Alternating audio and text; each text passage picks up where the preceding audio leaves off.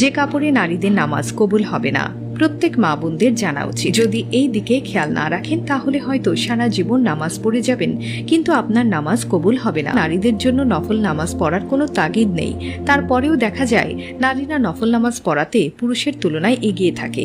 কিন্তু অনেক নারী কোনো ওজর ছাড়া বসে বসে সব নামাজ আদায় করে থাকেন।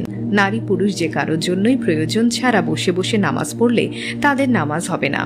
বিশেষ করে ফরজ নামাজ অবশ্যই দাঁড়িয়ে আদায় করতে হবে। সাধারণত নারীরা অনেক সময় শাড়ি পরে নামাজ পড়ে থাকেন, আর শাড়িতে কোনোভাবেই পর্দা আদায় হয় না, কেননা শাড়ি পরে নামাজ পড়লে পর্দা লঙ্ঘন হবার সম্ভাবনা বেশি থাকে। নামাজের সময় নারীদের এই বিষয়গুলোর প্রতি লক্ষ্য রাখতে হবে। 1. যদি কপালের কাছে কিছু চুল বেরিয়ে যায়। 2.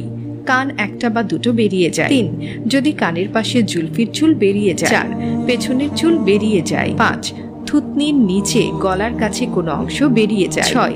যদি হাতের কাছে কিছু অংশ বেরিয়ে যায়। 7.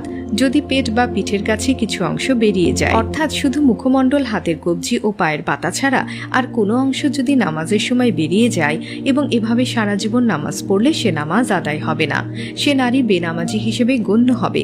আর সর্বাবস্থায় নারীদের পোশাক যেমন হবে তা এখন আপনাদেরকে জানাবো। 1. নারীদের ফরজ ও সুন্নত পোশাক হলো কামিজ বা